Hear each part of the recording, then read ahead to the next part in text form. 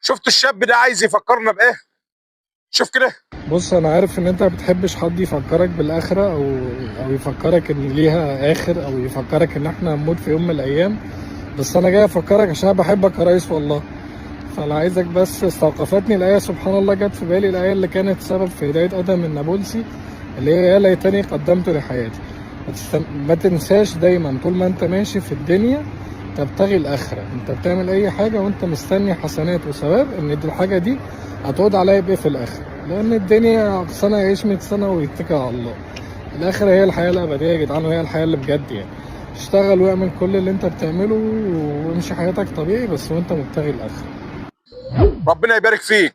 كلنا محتاجين نفتكر الاخره مع زحمه الحياه وصعوبتها ومغرياتها. بقينا محتاجين حد يفكرنا ويذكرنا بالاخره، علشان الدنيا ما تاخدناش في سكتها وننسى احنا موجودين فيها ليه اصلا. ابعتها لي.